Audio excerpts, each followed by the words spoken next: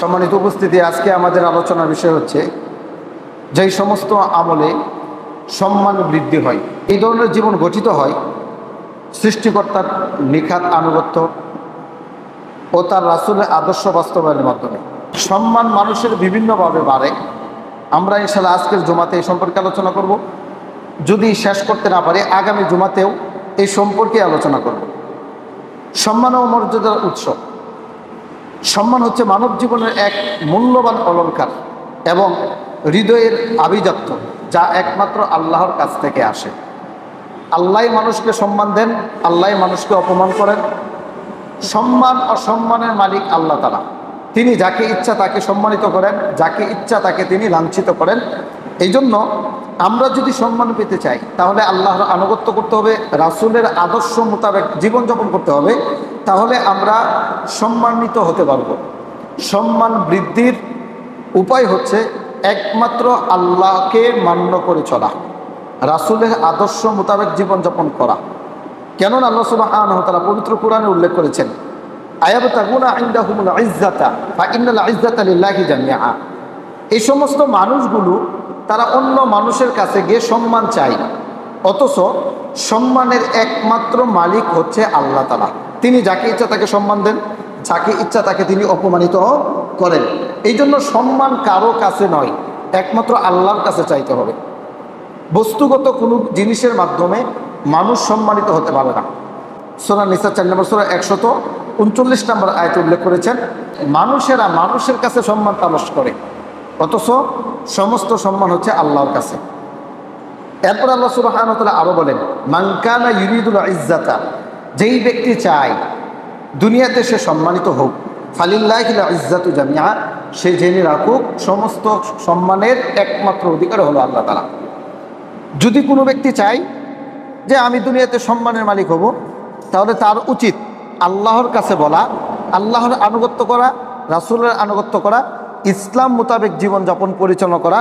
তাহলে আল্লাহ তাআলা অটোমেটিকলি তাকে সম্মান দিবেন, তাকে মানুষ ভালোবাসবে, ফেরেশতারা ভালোবাসবে, আল্লাহও ভালোবাসবেন।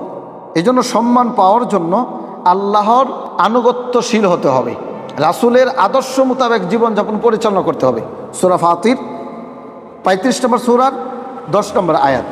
রাসূল সাল্লাল্লাহু আলাইহি ওয়াসাল্লাম হাদিসের মধ্যে উল্লেখ করেছেন, মানিল তামাসা রিদা আল্লাহি বিসাখাতিন নাস, যেই ব্যক্তি আল্লাহর সন্তুষ্টি কামনা করে, যদিও সারা পৃথিবীর মানুষ তার প্রতি অসন্তুষ্ট, একটা কাজ করবে মানুষ অসন্তুষ্ট কিন্তু আল্লাহ সন্তুষ্ট, কাফাহুল্লাহু মু'নাতান নাস, এতে করে মানুষ যদি তার কোনো ক্ষতি করতে চায় তাহলে আল্লাহ তাআলা ওই ব্যক্তিকে মানুষের ক্ষতি থেকে রক্ষা করবেন।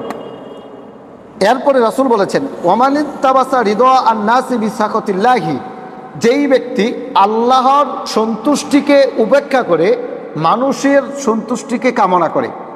আল্লাহ অসন্তুষ্ট কিন্তু একটা কাজে মানুষ সন্তুষ্ট হবে, পরিবার সন্তুষ্ট, এলাকাবাসী সন্তুষ্ট, রাষ্ট্র সন্তুষ্ট, জাতি জ্ঞাতি গোষ্ঠী সন্তুষ্ট, কিন্তু আল্লাহ অসন্তুষ্ট। এই কাজটা যদি করে, ওয়াকালাহুল্লাহু ইলান নাস, আল্লাহ তাআলা ওই ব্যক্তিকে মানুষের সুপুর্দ করে দিবেন। যা বান্দা, তোকে আমি ছেড়ে দিলাম, তুই যেহেতু আমাকে বাদ দিয়া মানুষের কর্ণধার হলি, মানুষের কাছে সম্মান চাইলি, আত্মমর্যাদা চাইলি, মানুষের দ্বার প্রান্তে হইলি, আমার কাছে আসলি না, আমাকে অসন্তুষ্ট করলে, যা তোর বিষয়টা মানুষের কাছে সুপর্দ করে দিলাম। ওই ব্যক্তি তখন লাঞ্ছিত হবে, অপমানিত হবে, ওই ব্যক্তির প্রতি মানুষ সন্তুষ্ট থাকবে না। আর যদি আমরা আল্লাহকে সন্তুষ্ট করতে পারি, সারা পৃথিবীর মানুষ যদি আমার প্রতি অসন্তুষ্ট হয়ে যায়, এতে আমার কোনো আফসোস নাই। এটা প্রত্যেকটা মুমিনের জীবনে একটা উদ্দেশ্য থাকবে। আমাদেরকে লক্ষ্য করতে হবে আল্লাহ আমার এই কাজে সন্তুষ্ট হবেন কিনা। এখন অনেকে পরামর্শ দিবে, এইগুলো বলার দরকার নাই, এগুলো করার দরকার নাই, রাষ্ট্রের বিরোধিতা এগুলো, দেশের বিরোধিতা এগুলো, গোষ্ঠীর বিরোধিতা এগুলো, অমুক ব্যক্তির পিছনে লাইগেন না, হ্যান ত্যান হাবি যাবি।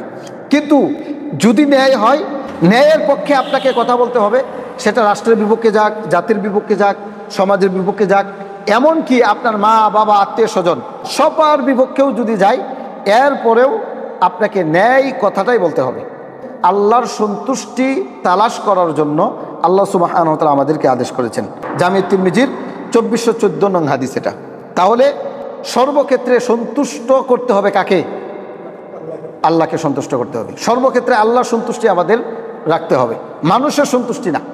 কে কি বললো এটা দেখাই যাবে না। দেখতে হবে এই কাজটার মধ্যে আল্লাহ সন্তুষ্ট কিনা। যদি আল্লাহ সন্তুষ্ট থাকে তাহলে চোখ বুঝে সেই কাজ করা যাবে, আর যদি আল্লাহ সন্তুষ্ট না থাকে, সবাই যদি বাহবা দেয় তাহলেও সেই কাজ করা যাবে না। এই জন্য সম্মান এটাও আল্লাহর পক্ষ থেকে, মানুষের কাছে সম্মান নয়, বস্তুগত কোনো জিনিসের মাধ্যমে সম্মান আসে না, ক্ষমতার মাধ্যমে সম্মান আসে না, টাকা পয়সার মাধ্যমে সম্মান আসে না। সম্মান একমাত্র আসে আল্লাহর আনুগত্যের মাধ্যমে, রাসূলের আদর্শ মোতাবেক জীবনযাপন করার মাধ্যমে। তো সম্মান বৃদ্ধির বেশ কয়েকটা আমল রয়েছে। 1 নম্বর, ঈমান আনা এবং নেক আমল করা। মানুষ যদি ঈমান আনে আল্লাহ তাআলা তার সম্মান বাড়াবেন, মানুষ যদি নেক আমল করে তাহলেও আল্লাহ তাআলা ওই ব্যক্তির সম্মান বাড়িয়ে দিবেন। ঈমান এমন এক মুক্তা যা হৃদয়ের মাঝে থাকলে মানুষ আল্লাহর দরবারে সবচেয়ে দামি হয়ে ওঠে। মানুষের অন্তরে যদি ঈমান থাকে, এই ঈমান আল্লাহর কাছে ওই ব্যক্তিকে দামি বানিয়ে দিবে। এই জন্য ঈমান ভিতরে রাখতে হবে। যদি কোনো ব্যক্তি ইসলামী শরীয়তের আদেশ নিষেধ সব কিছু পালন করে, দুনিয়াতে ওই ব্যক্তি সম্মানিত হবে, আখেরাতেও আল্লাহ তাআলা ওই ব্যক্তিকে সম্মানিত করবেন, অর্থাৎ ওই ব্যক্তিকে সম্মান দিয়ে আল্লাহ তাআলা জান্নাতে প্রবেশ করাবেন। এই জন্য ঈমান আনার মাধ্যমে এবং নেক কাজ করার মাধ্যমে আল্লাহর কাছে বান্দা সম্মানিত হতে পারে, তার মর্যাদা বৃদ্ধি হতে পারে। আল্লাহ সুবহানাহু ওয়া তাআলা পবিত্র কোরআনে উল্লেখ করেছেন, ওয়া মান ইয়াতিহি মুমিনান ওয়া আমিলাস সালিহাতি ফাউলাইকা লাহুমুদ দারাজাতুল উলা। যেই ব্যক্তি নেক কাজ করে মুমিন অবস্থায় আল্লাহর দরবারে হাজির হয়, নেক কাজও করেছে, ঈমানও এনেছে, মুমিন, এই অবস্থায় যদি আল্লাহর দরবারে কোনো ব্যক্তি হাজির হতে পারে, আল্লাহ রাব্বুল আলামিন বলেছেন ফাউলাইকা লাহুমুদ দারাজাতুল উলা, আমি আল্লাহ তার জন্য সুউচ্চ মর্যাদায় তাকে আদিষ্ট করব। জান্নাতু আদিন তাজরি মিন তাহতিহাল আনহার, এবং তাকে আমি দিব চিরস্থায়ী বাসস্থান, চিরস্থায়ী জান্নাত, যেই জান্নাতের তলদেশ দিয়ে নহর প্রবাহিত হয়েছে, খালিদিনা ফিহা, সেই জান্নাতে তারা চিরস্থায়ীভাবে থাকবে, কখনো তাদের আর কোনোদিন মরণ হবে না, সেখানে তারা চিরস্থায়ীভাবে থাকবে। ওয়াযালিকা জাযাউ মান তাযাক্কা, এই প্রতিদান ওই সমস্ত ব্যক্তিদের হবে যারা ভিতরে এবং বাহিরে পরিশুদ্ধ। ভিতরে পরিশুদ্ধ, বাহিরে পরিশুদ্ধ। ভিতরে এক, বাহিরে আর এক। বাহিরে মানুষের সাথে খুব ভালো আচরণ করে, কিন্তু ভিতরটা পাপে ভরা, অথবা ভিতরটা তার ভালো কিন্তু বাহিরে মানুষের সাথে অন্যরকম, এমনটা হলে হবে না। ভিতরটা যেমন হতে হবে, বাহিরটা এমন হতে হবে। ওই ব্যক্তিদের জন্য আল্লাহ সুবহানাহু ওয়া তাআলা এই পুরস্কারগুলো দিবেন। পবিত্র কোরআন সূরা তাহা 20 নম্বর সূরার 75 এবং 76 নম্বর আয়াত। এই আয়াতে আল্লাহ সুবহানাহু ওয়া তাআলা 3টি কথা উল্লেখ করেছেন। 1, ঈমান আনা; 2, নেক আমল করা; 3 নম্বর, অন্তরের পরিশুদ্ধতা। এই 3টি বিষয়ের কোনো একটি বাদ পড়লে জান্নাতের উচ্চ মর্যাদা লাভে বান্দা বাধাগ্রস্ত হবে। জান্নাতের স্তর রয়েছে, সবচাইতে বড় জান্নাতের নাম হচ্ছে জান্নাতুল ফিরদাউস। জান্নাতুল ফিরদাউসের অধিকারী হওয়ার জন্য এই 3টা গুণের গুণান্বিত হতে হবে। 1 নম্বর, ইমানদার হতে হবে; 2 নম্বর, নেক কাজ করতে হবে; 3 নম্বর, অন্তরটাকে পরিশুদ্ধ রাখতে হবে। পরিশুদ্ধ অন্তর, নেক আমল এবং ঈমান, এই 3টার সমষ্টিগতভাবে যেই ব্যক্তি জীবনযাপন করতে পারবে, আল্লাহ তাআলা ওই ব্যক্তিকে জান্নাতুল ফিরদাউসের অধিকারী বানিয়ে দেবেন। তাহলে আমরা যদি এই কাজগুলো করতে পারি তাহলে আমাদের জন্য জান্নাত রয়ে গেছে। এরপর আল্লাহ সুবহানাহু ওয়া তাআলা আরও উল্লেখ করেছেন সূরা আনফাল 8 নম্বর সূরার 2, 3, 4 নম্বর আয়াতে। আল্লাহ রাব্বুল আলামিন বলেন, ইন্নামাল মুমিনুনা আল্লাযীনা ইযা যুকিরাল্লাহু ওয়াজিলাত কুলুবুহুম, ওই সমস্ত ব্যক্তিবর্গ হলো মুমিন, আল্লাযীনা ইযা যুকিরাল্লাহু ওয়াজিলাত কুলুবুহুম, যখন তাদের সামনে আল্লাহর স্মরণ করা হয় তখন তাদের অন্তরটা কেঁপে ওঠে। মুমিনের অন্তর আল্লাহর স্মরণ আসার সাথে সাথে কেঁপে উঠবে। ওয়াইযা তুলিয়াত আলাইহিম আয়াতুহু যাদাতুহুম ঈমানা, ঈমানদারদের সামনে যখন আল্লাহর আয়াতকে তেলাওয়াত করা হবে তখন তাদের ঈমান আরও বেড়ে যাবে, ঈমান আরও কমবে না, ঈমান আরও বাড়তে থাকবে। ওয়া আলা রাব্বিহিম ইয়াতাওয়াক্কালুন, এবং তারা তাদের রবের প্রতি ভরসা করবে। তাহলে ঈমানদার যারা, তারা আল্লাহর প্রতি ভরসা করবে, তারা যখন কোরআন এবং হাদিসের কথা শুনবে তখন তাদের ঈমান বাড়বে। এই বিষয়টা আমাদের মাঝে হয়। আমরা যখন ওয়াজ শুনি তখন মনে মনে বলি, যা হয়েছে তো হয়েছে, আর এমনটা করব না, না হুজুর যা বলেছে ঠিকই বলেছে, আসলে তো এটা অন্যায় করতেছি। তখন বুঝে আসে যে এটা অন্যায়, আচ্ছা নিয়ত করে যে আর এই কাজটা করবো না, তখন তার ঈমানটা একটু বাড়ে। যখন আবার এইখান থেকে চলে যায়, শয়তানের ধোঁকা দেয়, তখন আবার আস্তে আস্তে তার ঈমান কমে যায়। এমন হয় না? এই যে অবস্থাটা, এটাই হলো মুমিনদের সিফত। ঈমান বাড়বে, যখন কোরআন এবং হাদিসের কথা শোনা হবে তখন ঈমান বাড়বে। আবার যখন শয়তান ধোঁকা দেবে তখন আস্তে আস্তে আবার কোরআন হাদিসের কথা ভুলে যাবে। এরপর আল্লাহ সুবহানাহু ওয়া তাআলা বলেছেন, আল্লাযীনা ইউকিমুনাস সালাতা ওয়া মিম্মা রাযাকনাহুম ইউনফিকুন, মুমিনদের আরেকটা বৈশিষ্ট্য হচ্ছে তারা নামাজ কায়েম করে এবং আল্লাহ তাদেরকে যে রিজিক দিয়েছেন সেই রিজিক থেকে তারা আল্লাহর পথে খরচ করে। আল্লাহ বলেছেন উলাইকা হুমুল মুমিনুনা হাক্কা, এরাই হলো প্রকৃত মুমিন, যাদের অন্তর আল্লাহর স্মরণ করার সাথে সাথে কেঁপে ওঠে এবং তাদের সামনে যখন তেলাওয়াত করা হয় কোরআন এবং হাদিসের কথা, তখন তাদের ঈমান বাড়ে এবং তারা নামাজ কায়েম করে এবং সেখান থেকে তারা খরচ করে যে রিজিক তাদেরকে দেওয়া হয়েছে। আল্লাহ বলেছেন এই সমস্ত গুণের গুণান্বিত যারা, তারা হলো হক মুমিন, প্রকৃত মুমিন। লাহুম দারাজাতুন ইনদা রাব্বিহিম, এই সমস্ত ব্যক্তিদের জন্য আল্লাহর দরবারে রয়েছে অগণিত পুরস্কার, অনেক মর্যাদা তাদের জন্য রয়েছে। ওমাগফিরাতুন ওয়া রিজকুন কারীম, আল্লাহ তাআলা ওই সমস্ত ব্যক্তিদেরকে ক্ষমা করে দিবেন এবং সম্মানিত রিজিক তাদের জন্য আল্লাহ সুবহানাহু ওয়া তাআলা রেখে দিয়েছেন। এরপরে উমর ইবনে খাত্তাব রাদিয়াল্লাহু তাআলা আনহু তিনি উল্লেখ করেছেন, ইন্না কুন্না আযাল্লা কওমিন, নিশ্চয় আমরা ছিলাম সবচাইতে লাঞ্ছিত জাতি। তাহলে আমরা কিভাবে সম্মানিত হলাম? ফাআযানাল্লাহু বিল ইসলামি, আল্লাহ তাআলা আমাদেরকে ইসলাম দ্বারা সম্মানিত করেছেন। আমরা ইসলাম ধর্ম গ্রহণ করেছি, এই জন্য আল্লাহ তাআলা আমাদেরকে সম্মান দিয়েছেন। সুতরাং ফামাহমা নাতলুবুল ইজ্জাতা বিগাইরি মা আ'যানাল্লাহু বিহি আযাল্লানাল্লাহু, ইসলাম ছাড়া যদি কোনো ব্যক্তি অন্য কোনো বিষয়ের মাধ্যমে, অন্য কোনো জিনিসের মাধ্যমে সম্মান অর্জন করতে চায়, তাহলে ওই ব্যক্তি কখনো সম্মানিত হতে পারবে না, আল্লাহ তাআলা ওই ব্যক্তিকে লাঞ্ছিত করবেন। তাহলে ইসলাম ধর্ম গ্রহণ করলেই মানুষ সম্মানিত হয়। যেমন উমর রাদিয়াল্লাহু তাআলা আনহু তিনি নিজে বলছেন, আমরা ছিলাম লাঞ্ছিত জাতি। আমরা কিভাবে সম্মানিত হলাম? আমরা ইসলাম ধর্ম গ্রহণ করেছি, আর ইসলামের মাধ্যমে আল্লাহ তাআলা আমাদেরকে সম্মান দিয়েছেন। তাহলে কোনো জাতি যদি ইসলাম ধর্ম গ্রহণ করেন, ওই জাতিকে সম্মানিত করবেন কে? আল্লাহ তাআলা সম্মানিত করবেন। আর ইসলাম ছাড়া অন্য কোনো মাধ্যমে মানুষ সম্মানিত হতে পারে না।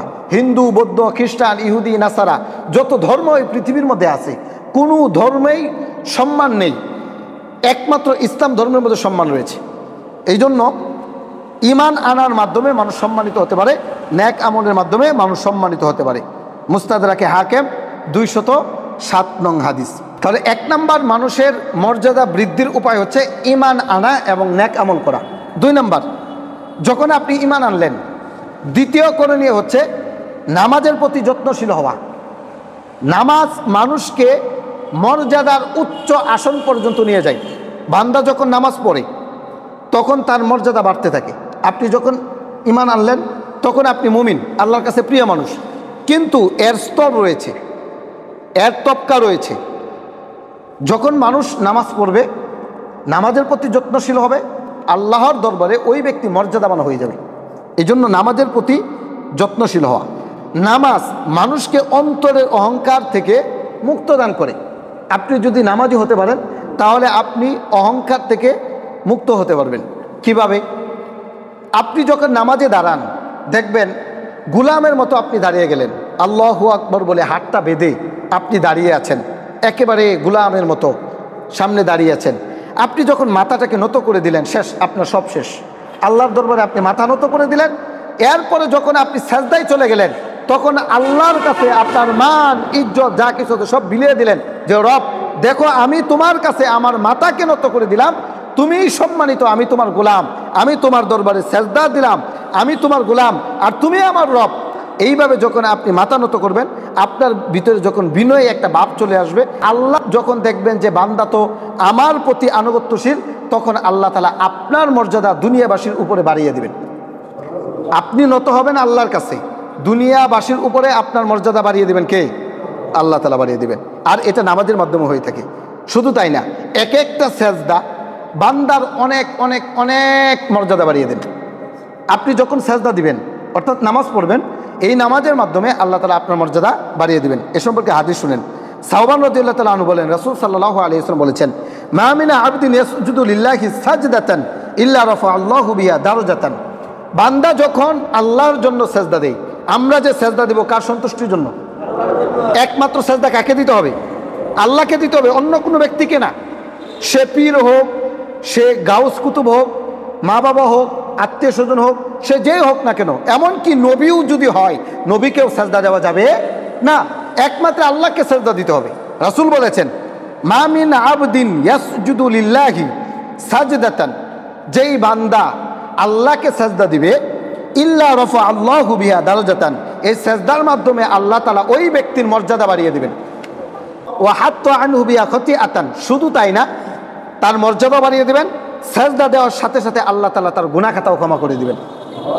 তাহলে সেজদার মাধ্যমে মানুষের মর্যাদা বাড়ে, সেজদার মাধ্যমে মানুষের গুনাহ খাতা ক্ষমা হয়। জামি তিরমিজির 388 নং হাদিস। এরপরে আমর ইবনে আবাস রাদিয়াল্লাহু তাআলা আনহু বলেন, আমি রাসূলুল্লাহ সাল্লাল্লাহু আলাইহি ওয়াসাল্লামকে বলতে শুনেছি, রাসূলুল্লাহ সাল্লাল্লাহু আলাইহি ওয়াসাল্লাম বলেছেন, আইয়ুমা রাজুলিন কামা ইলা উযুইন ইউরিদুস সালাতা, যেই ব্যক্তি নামাজ পড়ার ইচ্ছায় ওযু করার জন্য দাঁড়ায়, ফা আহসাল উযুআ ইলা আমাকিনিহি, ওযুর অঙ্গগুলো খুব সুন্দরভাবে যথারীতিভাবে পরিপূর্ণভাবে সে ধৌত করেছে, সালিমা মিন কুল্লি জামবিন আও খাতিআতিল্লাহ, এই ওযু করার কারণে আল্লাহ তাআলা তার পূর্বের সব গুনাহ মাফ করে দিবেন। এরপরে রাসূল বলেছেন, মান কামা ইলা সলাতি, যদি ওই ব্যক্তি নামাজে দাঁড়িয়ে যায়, রফা আল্লাহু আযজা ওয়া জাল্লা বিহা দারাজাতান, নামাজে দাঁড়ানোর কারণে আল্লাহ তাআলা ওই ব্যক্তির মর্যাদা বাড়িয়ে দিবেন। আগে তো গুনাহ মাফ করেছে, এরপরে নামাজে দাঁড়ানোর কারণে আল্লাহ তাআলা ওই ব্যক্তির মর্যাদা বাড়িয়ে দিবেন। ওয়া ইন ক্বাদা, যদি সে বসে থাকে, ফাকআদা সালিমান, নিরাপদ গুনাহমুক্ত অবস্থায় সে বসে আছে। তাহলে কোনো ব্যক্তি যদি নামাজ পড়ার নিয়তে ওযু করে, এরপরে ওযুর অঙ্গগুলো যদি খুব ভালোভাবে ধৌত করে, আল্লাহ তাআলা ওই ব্যক্তির গুনাহ খাতা ক্ষমা করবেন। যদি নামাজে দাঁড়িয়ে যায়, আল্লাহ তাআলা ওই ব্যক্তির মর্যাদা বৃদ্ধি করবেন। আপনি আসতেন মসজিদে, দেখলেন যে নামাজের এখনো 5 মিনিট বাকি, 7 মিনিট বাকি, 10 মিনিট বাকি, বসে আছেন। রাসূল বলেছেন, ওয়া ইন ক্বাদা, যদি সে বসে থাকে, ফাকআদা সালিমান, নিরাপদ অবস্থায় গুনাহ মুক্ত অবস্থায় ওই ব্যক্তি নামাজের অপেক্ষা করতেছে। তাহলে নামাজে বসে থাকা অবস্থায়, নামাজের অপেক্ষা অবস্থায় আজগবি কোনো কথা বলা যাবে না। কেমন আছেন, হ্যান ত্যান হাবি যাবি, এই সমস্ত কোনো গপ্প করা যাবে না। এই সমস্ত কথাবার্তা, এই তোমার কি অবস্থা, তোমার ছেলের কি খবর, মেয়ের খবর, এই সমস্ত কথাবার্তা বলবেন না। চুপ করে বসে থাকবেন। আপনার এই বসে থাকা অবস্থায় যতক্ষণ পর্যন্ত আপনি ওযুর সহিত নামাজের অপেক্ষা করতে থাকবেন, আল্লাহ তাআলা আপনার আমলনামায় পরিপূর্ণ নামাজের নেকিটাই লিখতে থাকবেন। এই দিকে আসেন, ওই দিকে বসেন, এই করেন সেই করেন, আপনার নামাজের নেকি বাদ, কোনো নেকি আপনি পাবেন না। এজন্য চুপ করে বসে থাকতে হবে, নামাজের ধ্যানে বসে থাকতে হবে। কিন্তু আমরা টোটালি উল্টা চলি। যদি 2 মিনিট 4 মিনিট এদিক সেদিক হয়ে যায় নামাজের, ইমাম সাহেব এখনো আসতেছে না, তাহলে শুরু হয়ে যায়, আসে না এখনো কোথায় হুজুর চলে গেল, এখনো আসলো না, এই যে হট্টগোল শুরু হয়ে গেল। যতক্ষণ আপনি বসে থাকবেন ততক্ষণ পর্যন্ত আপনার নেকি হচ্ছে, গুনাহ মুক্ত অবস্থায় আপনি বসে আছেন। বসে থাকেন, একটু ধৈর্য ধরেন না, হট্টগোল করবি, হট্টগোল না করলে ভালো লাগবে না, শয়তান ধোঁকা দেয়। এই জন্য রাসূলুল্লাহ সাল্লাল্লাহু আলাইহি ওয়াসাল্লাম বলেছেন, নামাজের মাধ্যমে মানুষের গুনাহ মুক্ত হয় এবং মর্যাদা বৃদ্ধি হয়। মুসনাদে আহমদ 22321 নম্বর হাদিস। এরপরে অন্য হাদিসে রাসূলুল্লাহ সাল্লাল্লাহু আলাইহি ওয়াসাল্লাম উল্লেখ করেছেন, আকসির মিনাস সুজুদি, তোমরা বেশি বেশি সাজদা দাও। বেশি বেশি সাজদা কিভাবে দিবেন? অর্থাৎ বেশি বেশি নফল নামাজ পড়বেন, সুন্নাতগুলো যথাযথভাবে আদায় করবেন, বেশি বেশি নফল নামাজ পড়বেন, তাহাজ্জুদের নামাজ পড়বেন। আকসির মিনাস সুজুদি, বেশি বেশি তোমরা আল্লাহকে সাজদা দাও। ফা ইন্নাহু লাইসা মিন মুসলিমিন ইয়াসজুদু লিল্লাহি তাবারাকা ওয়া তাআলা সাজদাতান ইল্লা রাফা আল্লাহু তাবারাকা ওয়া তাআলা লাহু বিহা দারাজাতান, বান্দা যখন আল্লাহকে সেজদা দেয়, প্রত্যেকটা সেজদার মাধ্যমে আল্লাহ তাআলা তার মর্যাদা বাড়াতে থাকেন। তাহলে নফল নামাজ পড়া, সুন্নত পড়া, এর মাধ্যমে সেজদা দেওয়া হয়। এই সেজদার মাধ্যমে মানুষের মর্যাদা অটোমেটিকলি আল্লাহর দরবারে বাড়তে থাকে। আচ্ছা, আমরা এখানে যারা আছি সবাই রাসূলের সাথে জান্নাতে থাকতে চাইতো? আমরা কি চাই যে আমাদের জান্নাতটা এমন জায়গায় হোক যেখানে রাসূল বসবাস করে? সবাই চাইতো ইনশাল্লাহ। এমন একজন ব্যক্তি রাসূলকে ওযুর পানি নিয়ে আসছে, আসার পরে ওই ব্যক্তিকে রাসূল খুশি হয়ে বলল যে তুমি কিছু চাও আমার কাছে, আর তুমি যা চাইবে আমি তোমাকে তাই দিব। তখন ওই ব্যক্তি বলল যে আল্লাহ রাসূল, আমি আপনার কাছে চাই জান্নাতে যেন আমি আপনার কাছাকাছি থাকতে পারি। তখন রাসূল বললেন, আও গায়রা যালিক, অন্য কিছু চাও? বললো যে না, আমি এটাই চাই। আমি আপনি হলে কি চাইতাম? পার্সোনালি আমি যদি থাকতাম তাহলে আমি বলতাম যে রাসূল, এই যে আপনার যে একটা ঘোড়া আছে বা উট আছে, এই উটটা আমাকে দিয়ে দেন, এটা আমি চাইতাম। আমার এমনটা হয়তো মনে হয়। তো ওই সাহাবী বলল যে রাসূল, আমি আপনার কাছে চাই যে আমি যেন জান্নাতে আপনার একেবারে কাছাকাছি থাকতে পারি, এটা আমি আপনার কাছে চাই। তখন বললো যে তুমি কি আর কিছু চাও না? আর কোনো কিছু চাও নাই? বললো যে না, আমার আর কোনো কিছু চাও নাই। তখন রাসূল বলেছেন, তাহলে তুমি আমাকে একটা কাজের মাধ্যমে সাহায্য করো। কয়টা কাজ? একটা কাজ। সেটা কি? বেশি বেশি তুমি নফল নামাজ পড়ো, সেজদা দাও। আমার উম্মতের মধ্য থেকে যারা বেশি বেশি সেজদা দিবে, ওই ব্যক্তি আমার সাথে জান্নাতে থাকতে পারবে।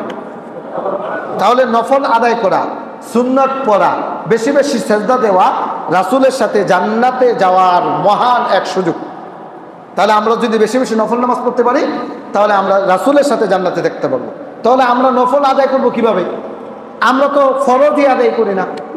আমরা তো শুক্রবারের মুসল্লি, শুধু খালি শুক্রবারে আসি তো আসি, শুধু খালি আমিনটা যখন শেষ হয়ে যায়, হুজুর যখন বলে বিরহমাতিকা ইয়া রাহমান রাহিম, তখন টুপি মাথায় আছে না আছে এটা দেখতো না, জুতা আগে কিভাবে নিয়ে বাঁধবো, নামাজ এখনো 4 রাকাত বাকি, পড়ে না, আগে বাড়িতে যাবে। হয় কি হয় না আমাদের এই ঘটনা? হয়।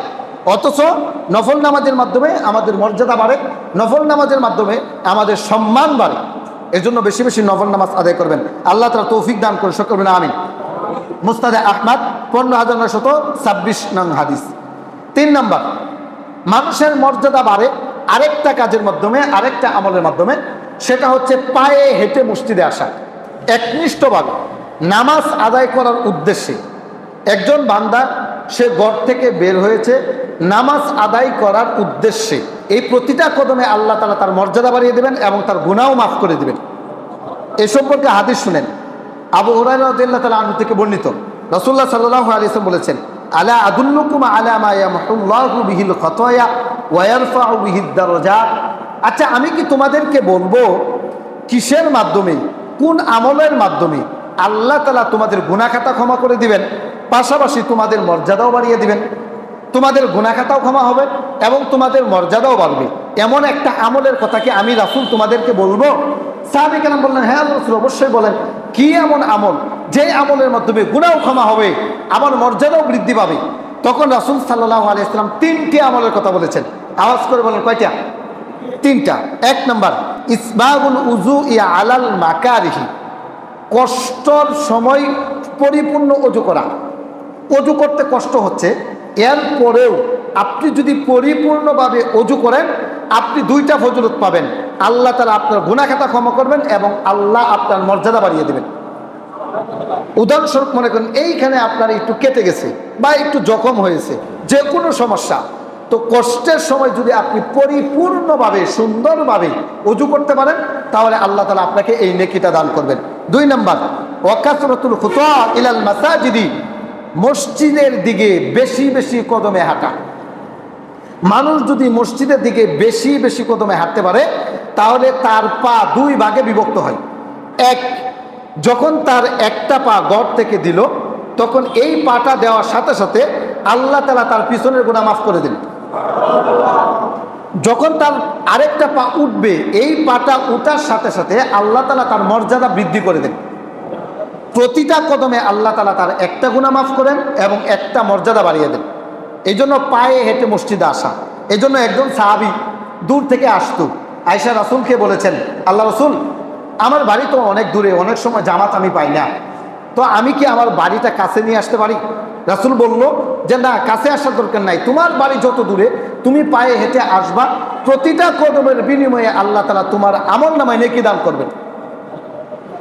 আর যখন আমরা বাড়ি থেকে আসব, যাদের বাড়ি কাছে, তখন ছোট ছোট কদম ফেলাবো, একেবারে আস্তে আস্তে আস্তে আস্তে হেঁটে আসবো। প্রতিটা কদমে যেহেতু নেকি, মসজিদে যখন ওযু করে আসব তখন আমরা এই নেকিটা পাবো। এরপরে রাসূল সাল্লাল্লাহু আলাইহি ওয়াসাল্লাম 3 নম্বর বলেছেন, ওয়া ইনতিজারুস সালাতি বা'দা সালাতি, এক নামাজের পরে আরেক নামাজের জন্য অপেক্ষা করা।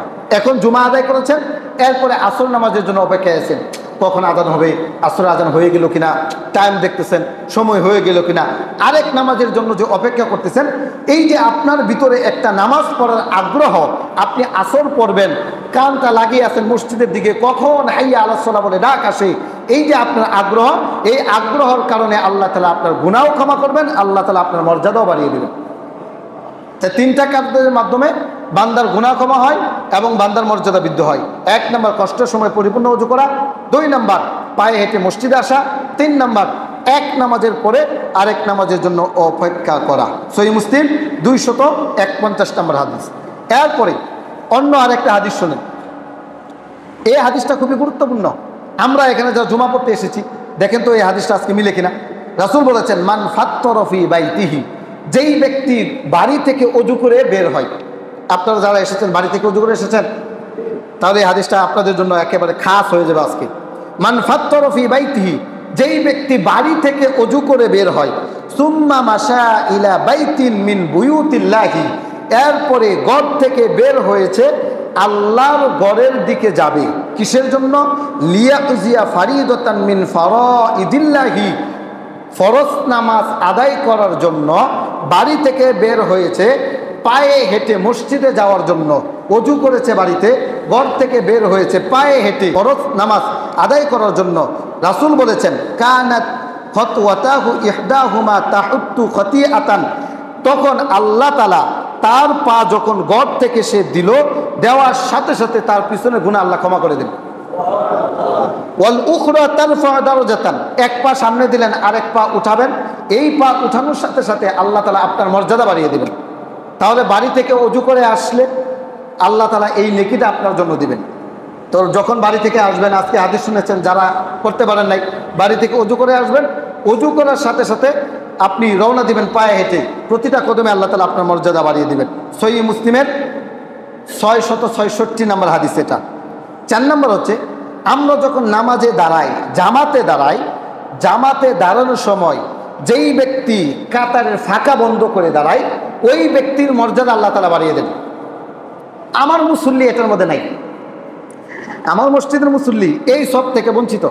আমি সাক্ষী, এটা আমি ইমাম সাহেব, আমি সাক্ষী দিচ্ছি যে আমার মুসল্লি এর থেকে বঞ্চিত। এই সব তারা নিতে পারে না। তারা কি করে জানেন?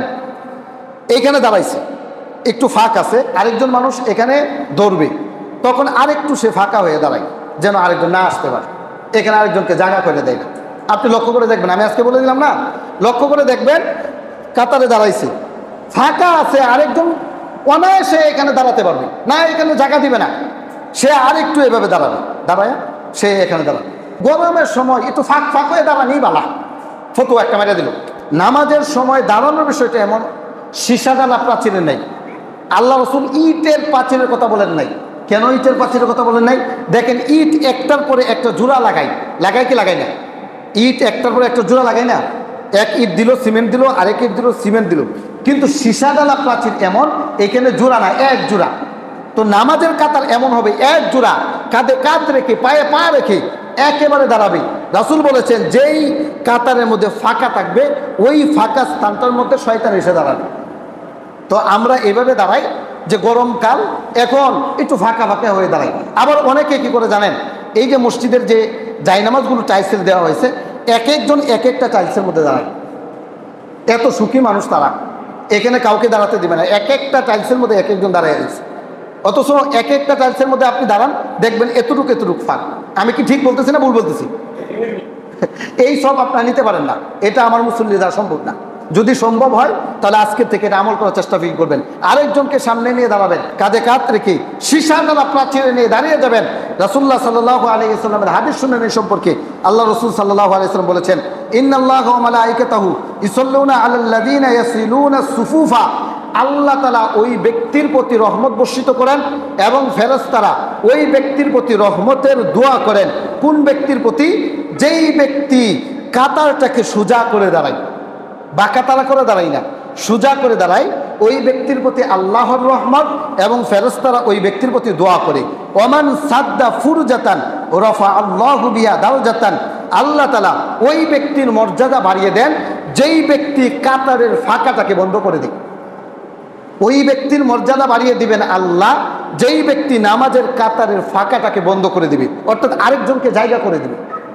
এই জন্য আপনাদেরকে জায়নামাজ বিছাতে আমি নিষেধ করি। জায়নামাজ যখন আপনি বিছান, তখন দেখবেন আপনি জায়নামাজের মাঝে দাঁড়ালেন, আরেকজনে এখানে এসে দাঁড়াতে পারবে না। এই যে এখানে জায়নামাজ, এখানে একজন মাঝখানে দাঁড়াইল, এইখান থেকে থাকে 8 আঙ্গুল, ওইখান থেকে থাকে আরো 8 আঙ্গুল, এই যে ফাঁকা। এই জন্য ইমাম সাহেব ব্যতীত অনেক আলেম বলেছে পিছনে জায়নামাজ বিছানো জায়েজই নেই। আমি কি কথা বোঝাতে পারলাম? তো নামাজের ফাঁকা যারা বন্ধ করে দাঁড়ায়, আল্লাহ তাআলা তাদের এই মর্যাদা বৃদ্ধি করেন। 5 নাম্বার, বান্দার মর্যাদা বৃদ্ধি হতে পারে আরেকটা আমলের মাধ্যমে, যেটা আমরা গত 2 জুমাতে আলোচনা করেছি, সেটা হচ্ছে তাকওয়া। তাকওয়ার মাধ্যমে মানুষের মর্যাদা বৃদ্ধি হয়। সূরা হুজুরাত 49 নম্বর সূরা 13 নম্বর আয়াত, ইন্না আকরামাকুম ইনদাল্লাহি আতকাউকুম, তোমাদের মধ্যে আল্লাহর কাছে সবচাইতে সম্মানিত ব্যক্তি হচ্ছে ওই ব্যক্তি যেই ব্যক্তি তোমাদের মধ্যে তাকওয়াশীল। যার ভিতরে যত বেশি তাকওয়া, সে আল্লাহর কাছে তত বেশি সম্মানিত। 6 নাম্বার, মানুষের সম্মান মর্যাদা বাড়তে পারে আরেকটা আমলের মাধ্যমে, সেটা হচ্ছে আল্লাহর জন্য বিনয়ী হওয়া। মানুষ যদি বিনয়ী হতে পারে, নম্র ভদ্র হতে পারে, তাহলে আল্লাহ তাআলা তার মর্যাদা বাড়িয়ে দিবেন। মানুষের কাছেও তার মর্যাদা থাকবে, আল্লাহর কাছেও তার মর্যাদা থাকবে। এই সম্পর্কে রাসূলুল্লাহ সাল্লাল্লাহু আলাইহি ওয়াসাল্লামের একটা হাদিস শুনেন। আবু হুরায়রা রাদিয়াল্লাহু তাআলা আনহু বলেছেন, মা নাকসাত সাদাকাতান মিন মালিন, জেনে রাখুন দান সদকার মাধ্যমে মানুষের সম্পদ কমে না।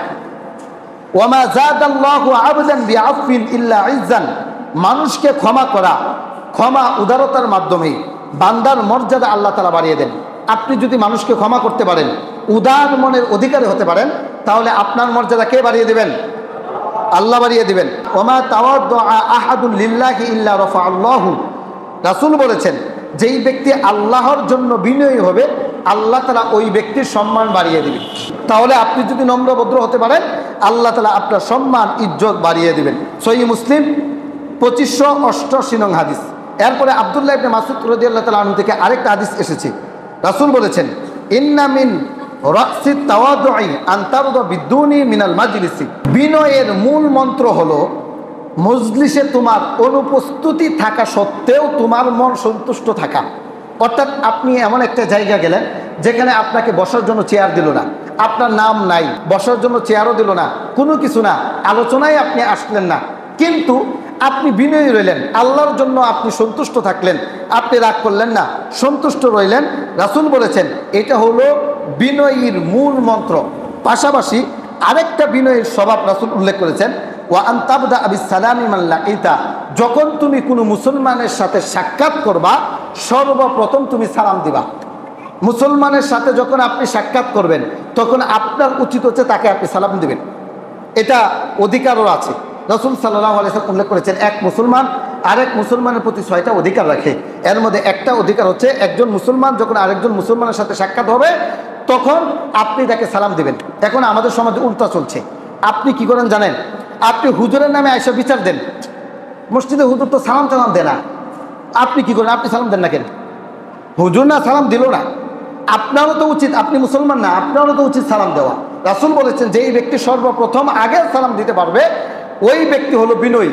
না, আগে সালাম দিবেন না। সালাম আপনি দিলে আপনার মানে আপনার মান মর্যাদা কমে যাবে। যে নেতা সে অনুসারীদেরকে সালাম দেয় না, যে উস্তাদ সে ছাত্রদেরকে সালাম দেয় না, অথচ উচিত হচ্ছে সালাম আগে দেওয়া। রাসূলুল্লাহ সাল্লাল্লাহু আলাইহি ওয়াসাল্লামকে সাহাবী কেরাম আগের থেকে সালাম দিতে পারতো না। একজন সাহাবী গাছের আড়ালে দাঁড়িয়ে আছে, রাসূল যখন সামনে আসছে হঠাৎ করে তিনি বলছেন আসসালামু আলাইকুম। তখন রাসূল মুস্কি হেসে দিয়ে বলছে, এইভাবে সালাম দিলে কিন্তু নেকি হবে না। অর্থাৎ ওই সাহাবীর ইচ্ছা ছিল আমি রাসূলকে আগে সালাম দিব, অর্থাৎ রাসূলই সর্বপ্রথম সালাম দিত। তাহলে আপনার মর্যাদা কি রাসূলের চাইতেও বেশি? আপনার নেতামি, আপনার ক্ষমতা, আপনার সম্পদ কি রাসূলের চাইতেও বেশি? আপনার মান মর্যাদা কি রাসূলের চাইতেও বেশি? রাসূল যদি তার উম্মতকে সালাম দিতে পারে, আপনি কেন মানুষদেরকে সালাম দিতে পারেন না? আপনি রিক্সা চালককে সালাম দেন, অন্তরের মধ্যে বিনয় আসবে। এই অর্থ সম্পদ, টাকা পয়সা, অহংকারের কারণে আপনি সালাম দেন না, মানুষের সাথে খারাপ আচরণ করেন। জেনে রাখুন, আপনি যে অর্থ সম্পদের কারণে, যে অহংকারের কারণে মানুষদেরকে সালাম দিচ্ছেন না, মানুষকে অবজ্ঞা করতেছেন, আপনি যখন মারা যাবেন আর ওই ব্যক্তি যখন মারা যাবে যাকে আপনি অবজ্ঞা করতেছেন, তার কবর এবং আপনার কবর সমানই হবে, কোনো ব্যবধান নেই, কোনো ব্যবধান থাকবে না ভাই। এই জন্য বিনয়ী হন। বিনয়ী হলে আল্লাহ তাআলার কাছে আপনি মর্যাদাবান হবেন। 7 নাম্বার, মুমিনের মর্যাদা আরেকটা কাজে বাড়তে পারে, সেটা হচ্ছে বিপদ আপদে ধৈর্য ধারণ করা। আমরা এখানে যারা আছি, আমাদের কম বেশি সকলের বিপদ আপদ আসে কি আসে না? ছোট বড় সকলেরই বিপদ আসে। সর্দি জ্বর কাশ, বিভিন্ন অসুখ বিসুখ, পারিবারিক সমস্যা, সাংসারিক সমস্যা, বিভিন্ন চলাফেরার ক্ষেত্রে সমস্যা, এই যে মুসিবতগুলো আসে, এই মুসিবতের মধ্যে যদি আপনি ধৈর্য ধারণ করতে পারেন, তাহলে আল্লাহ তাআলা আপনার মর্যাদাকে বাড়িয়ে দিবেন। এই জন্য 7 নম্বর হচ্ছে বিপদ আপদে যখন মুমিন ব্যক্তি ধৈর্য ধারণ করে, আল্লাহ তাআলা ওই ব্যক্তির মর্যাদা বাড়িয়ে দেন। এ সম্পর্কে একটা হাদিস শুনেন, আমাদের আয়েশা রাদিয়াল্লাহু তাআলা আনহা থেকে বর্ণিত হাদিস। রাসূলুল্লাহ সাল্লাল্লাহু আলাইহি ওয়াসাল্লাম উল্লেখ করেছেন, মা ইউসিবুল মুমিনা মিন শাওকাতিন ফামা ফাওকাহা ইল্লা রাফাআল্লাহু বিহা দারাজাতান, মুমিনের পায়ের মধ্যে যদি একটা ছোট কাঁটা ফুটে, একটা খুইলা গাছের কাঁটা বা যে কোনো একটা কাঁটা ফুটলো, আল্লাহ রাসূল বলেছেন এই ছোট্ট একটা কাঁটা ফুটার কারণে আল্লাহ তাআলা ওই ব্যক্তির গুনাহ খাতা ক্ষমা করে দেন। কিন্তু শর্ত হলো ওই ব্যক্তির ধৈর্য ধারণ করতে হবে। যদি আপনি ধৈর্য ধারণ করতে পারেন, সাধারণ একটা কাঁটা যদি আপনার শরীরে লাগে, এই কারণে যদি আপনার মর্যাদা বাড়ে, যদি গুনাহ ক্ষমা হয়, তাহলে এই যে মুসিবত আসে, হঠাৎ করে পা ভেঙে যায়, সর্দি জ্বর, বিছানা থেকে উঠতে পারেন না, তখন যদি ধৈর্য ধারণ করেন, মর্যাদা বাড়িয়ে দিবেন কে? না, তখন তো ধৈর্য ধারণ করেন না। তখন কি বলেন জানেন? আল্লাহ খালি আমারই দেখলো, আমার পরিবারেই দেখলো, না না না, ইবাদত বন্দেগী করার দরকার নাই। কিছু মানুষের কমপ্লেন, তারা বলে হুজুর যখন নামাজ টামাজ পড়ছি না, তখন এত বিপদ আপদ মুসিবত আইছে না, এখন নামাজ পড়ি ঠিক মতো, মানুষের ক্ষতি করি না, ভালোভাবে চলার চেষ্টা করি, কিন্তু বিপদ তো ছাড়েই না। কেন? আসলেই যখন সে নামাজ পড়ছে না, তখন তার কোনোদিন বিপদ আপদ আইছে না, সে জীবনযাপন করছে। মনে রাখবেন, ওই ব্যক্তিকে বিপদ আপদ দেন যেই ব্যক্তির মর্যাদা আল্লাহ বাড়াতে চান। আপনার উপরে যদি বিপদ আপদ আসে, প্রতিটা বিপদ আপদ মুসিবতে যদি আপনি ধৈর্য ধারণ করতে পারেন, তাহলে এই ধৈর্যের কারণে আপনার মর্যাদা বাড়িয়ে দিবেন কে? আল্লাহ বাড়িয়ে দিবেন। প্রতিটা মুসিবতের মধ্যে আপনাকে ধৈর্য ধারণ করতে হবে, আল্লাহর প্রতি সন্তুষ্ট থাকতে হবে। আচ্ছা, আপনার জ্বর হইল বা বিভিন্ন অসুবিধা হইল, আপনি খুব তেলা আল্লাহকে গালিগালাজ করলেন, আপনার অসুখ কি ভালো হয়ে যাবে? এইটা যদি আপনি ধৈর্য ধারণ করতেন, একদিকে আপনি মুমিনও থাকতেন, আপনার ইমানও ঠিক থাকতো, ধৈর্যের মাধ্যমে আপনি পুরস্কারও পাইতেন, আল্লাহর কাছে আপনি সম্মানিত হইতেন। কিন্তু মাঝখান দিয়া আপনি নাফরমানি করলেন, মুসিবতও আপনার দূর হইল না। এই জন্য অনেকে বলে আল্লাহকে ডাইকা দেখছি, আল্লাহ আমার কথা শুনে না, এই জন্য নামাজ টামাজ আর পড়বো না, অনেক নামাজ পড়ে দেখছি মুসিবত আর জানা, এমন বল। মানে খুব নামাজ পড়ছে, এখন মুসিবত জানা, এখন নামাজই পড়তো না। তো নামাজ না পড়ে কি আপনার সব সমস্যা সমাধান হয়ে গেছে? এটা কি সম্ভব? অথচ নামাজের মাধ্যমে মানুষের মুসিবত দূর হয়, আর সে নামাজই পড়বে না, নামাজই ছেড়ে দিচ্ছে। আল্লাহ তাআলা আমাদেরকে হেফাজত করুন, সকল বলে আমিন। সহিহ মুসলিমের 2572 নং হাদিস এটা।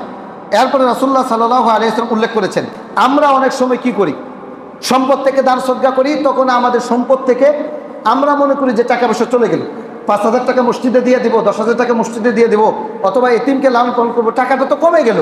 রাসূল বলেছেন, মা নাকাসু মালু আবদিন মিন সাদাকাতিন, জেনে রেখো আমার উম্মত, দান সদকার মাধ্যমে তোমার অর্থ সম্পদ কমবে না, বরং তুমি যদি দান সদকা করতে পারো, যত পরিমাণ দান সদকা করবা, তত পরিমাণ সম্পদ বাড়িয়ে দিবেন কে?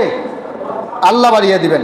এরপরে রাসূল বলেছেন, ওয়ালা যুলিমা আবদুন মাজলিমাতান ফাসাবারা আলাইহা ইল্লা জাদাহুল্লাহু ইজ্জান, ওই ব্যক্তি যেই ব্যক্তির প্রতি জুলুম করা হয়েছে, জালিম তাকে জুলুম করেছে, মাজলুম তার প্রতি যদি জুলুম করার পরে সে যদি ধৈর্য দান করতে পারে, এই ধৈর্যের মাধ্যমে আল্লাহ তাআলা ওই মাজলুম ব্যক্তির মর্যাদা বাড়িয়ে দিবেন। 3 নম্বর, ওয়ালা ফাতাহা আবদুন বাবা মাসআলাতিন ইল্লা ফাতাহা আল্লাহু আলাইহি বাবা ফাকরিন, যেই ব্যক্তি ভিক্ষার দরজা খুলে ফেলে, মানুষের কাছে চাওয়া শিখে ফেলে, ওই ব্যক্তির জন্য আল্লাহ তাআলা অভাবের দরজা খুলে দেন। আবার বলি, সুবহানাল্লাহ বলছেন, আস্তাগফিরুল্লাহ। ওয়ালা ফাতাহা আবদুন বাবা মাসআলাতিন ইল্লা ফাতাহা আল্লাহু আলাইহি বাবা ফাকরিন, যেই ব্যক্তি মানুষের কাছে ভিক্ষা করে, ভিক্ষার দরজা একবার খুলে ফেলে, আল্লাহ তাআলা ওই ব্যক্তির জন্য অভাবের দরজা খুলে দেন, অর্থাৎ তার জীবনে কখনো কোনোদিন অভাব যাবে না। দেখবেন, যারা একবার ভিক্ষার থলি হাতে নিয়েছে, ওই ব্যক্তির কাছে ভিক্ষাটাই ভালো, আর জীবনে কোনোদিন ওই ব্যক্তি ভিক্ষা ছাড়তে পারবে না। আমাদের ফুলপুরে আমাদের একজন ভাই রিয়াজুল জান্নাত মহিলা মাদ্রাসায় চাকরি করেছে, এখন ফুলপুরে একটা ওষুধের দোকান দিয়েছে, পপুলার ফার্মেসি, ভালো করে দেখবেন। ফকিরদের কাছ থেকে, যারা ভিক্ষা করে তাদের কাছ থেকে ভাঙতি টাকা রাখে, তো প্রত্যেক দিন রাত্রেবেলা 2,000-3,000 টাকার মতো ভাঙতি টাকা ওই ব্যক্তিকে দিয়ে যায়, সাজ্জাদ ভাইকে দিয়ে যায়, যে এই যে ভাঙতি টাকা রাখে, 5 টাকা এরকম ভাঙতি টাকা রাখে। তো একজন ভিক্ষুকের যদি দৈনিক 3,000 টাকা কামাই হয়, তাহলে মাসিক কয় হাজার? 90,000 মাসিক কামাই। আচ্ছা ধরেন 1,000 ধরেন, তাও তো 30,000। তো ওই মহিলাকে জিজ্ঞাসা করা হলো, ওই মহিলার খোঁজ খবর নেওয়া হয়েছে, বাড়িতে বিল্ডিং আছে, টাকা পয়সা আছে, কিন্তু ভিক্ষা সে ছাড়তে পারে না। কিভাবে ছাড়বে? ওই যে হাদিস, রাসূল সাল্লাল্লাহু আলাইহি ওয়াসাল্লাম বলেছেন, ওয়ালা ফাতাহা আবদুন বাবা মাসআলাতিন, যেই ব্যক্তি একবার ভিক্ষা করা শুরু করেছে, আল্লাহ তাআলা ওই ব্যক্তির জন্য ফকিরের দরজা, অর্থাৎ দারিদ্রতার দরজাটাকে খুলে দিয়েছে। তার অন্তরের মধ্যে এটাই চিন্তা যে সে ভিক্ষা করবে, এটাই চিন্তা। জামি তিরমিজির 1325 নম্বর হাদিস। উমর রাদিয়াল্লাহু তাআলা আনহু বলেছেন, আমরা যে লাঞ্ছিত জাতি ছিলাম, আমরা ছিলাম অপমানিত, আমরা ছিলাম লাঞ্ছিত। আমরা যে মর্যাদায় আদিষ্ট হয়েছি এটা হচ্ছে ধৈর্যের মাধ্যমে। আমরা যদি ধৈর্য ধারণ না করতাম তাহলে আল্লাহ তাআলা আমাদেরকে এত মর্যাদা দান করতো না। আমরা এতটাই অমর্যাদাশীল ছিলাম, আমরা ছিলাম জাহিলিয়াতের যুগের মানুষ। আমরা একে অপরকে হত্যা করতাম, আমরা মদ খাইতাম, সুদ খাইতাম, ঘুষ খাইতাম, আমরা মানুষকে হত্যা করতাম, একে অপরকে বিভিন্ন মিথ্যা তহমত দিতাম। কিন্তু ইসলামের মাধ্যমে আল্লাহ তাআলা আমাদেরকে সম্মানিত করেছেন। পাশাপাশি আমরা ধৈর্য ধারণ করেছি, ধৈর্যের মাধ্যমে আল্লাহ তাআলা আমাদেরকে সম্মানিত করেছেন। ইবনুদ দুনিয়া 24 নং পৃষ্ঠায় এই কথাটি এসেছে। হাসান বসরি রাহিমাহুল্লাহ তিনি উল্লেখ করেছেন, আসবরু কানজুম মিন কুনুজিল খাইরি, কল্যাণের গুপ্ত ধন হচ্ছে ধৈর্য। আপনি যদি কল্যাণ পেতে চান তাহলে আপনাকে ধৈর্যশীল হতে হবে। একজনে গালি দিয়েছে, ধৈর্য ধারণ করবেন। একজনে ক্ষতি করেছে, ধৈর্য ধারণ করবেন। আপনার উপরে বিপদ এসেছে, ধৈর্য ধারণ করবেন। যদি ধৈর্য ধারণ করতে পারেন তাহলে আপনার জন্য আল্লাহ তাআলা কল্যাণের দরজাসমূহকে খুলে দিবেন। এই জন্য বিপদ আপদে হাই হুতাশ নয়, বিপদ আসলে সন্তুষ্ট থাকবেন আল্লাহর প্রতি। বিপদটাকে এমনভাবে মোকাবেলা করবেন যে আল্লাহ দিয়েছেন, আলহামদুলিল্লাহ, আমি খুশি আছি, আল্লাহ আমার জন্য যা নির্ধারণ করেছে তাই হবে, এর চেয়ে বেশি কিছু হবে না। হাই হুতাশ করবেন না, কপাল চাপড়াবেন না, বুক চাপড়াবেন না, আল্লাহকে অভিশাপ দিবেন না, নিজেকে অপদার্থ বলবেন না, ধৈর্য ধারণ করবেন। আল্লাহ সুবহানাহু ওয়া তাআলা এর মাধ্যমে আপনার মর্যাদা বাড়িয়ে দিবেন। মানুষের মর্যাদা বৃদ্ধি হতে পারে এই যে 7টা দিক উল্লেখ করলাম। 1 নাম্বার ঈমান আনা। 1 নাম্বার কি করা? সকলে বলেন। মানুষ যদি ঈমান আনে আল্লাহ তাআলা তার মর্যাদা বাড়িয়ে দিবেন। ঈমান আনার পাশাপাশি আপনাকে নেক কাজ করতে হবে। ঈমানও আনতে হবে, নেক কাজও করতে হবে। 2 নাম্বার নামাজের প্রতি যত্নশীল হওয়া। নামাজের প্রতি যদি আপনি যত্নশীল হতে পারেন তাহলে আল্লাহ তাআলা আপনার মর্যাদা বাড়িয়ে দিবেন। 3 নাম্বার পায়ে হেঁটে মসজিদে যাওয়া। যখন মসজিদে আসবেন, আপনার একটা বাইক আছে, এরপরে পায়ে হেঁটে হেঁটে আসবেন, নেকি হবে ইনশাল্লাহ। 4 নাম্বার যখন জামাত দাঁড়াবে জামাতের ফাঁকা জায়গা বন্ধ করবেন। আপনার জন্য যেন জামাতের এলোমেলো না হয়, ফাঁকা জায়গা বন্ধ করে দাঁড়াবেন। 5 নাম্বার তাকওয়ার মাধ্যমে মানুষের মর্যাদা বৃদ্ধি পায়। 6 নাম্বার উদার মনের অধিকারী হওয়া, বিনয়ী হওয়া, এর মাধ্যমে মানুষের মর্যাদা বাড়ে। 7 নাম্বার বিপদ আপদে ধৈর্যশীল হওয়া, এর মাধ্যমে মানুষের মর্যাদা বাড়ে, আত্মসম্মান বাড়ে, আল্লাহর কাছে সে প্রিয় হতে পারে। আল্লাহ তাআলা আমাদেরকে ধৈর্যশীল হওয়ার মতো, মর্যাদাবান হওয়ার মতো তৌফিক দান করুন। সকলে বলেন আমিন।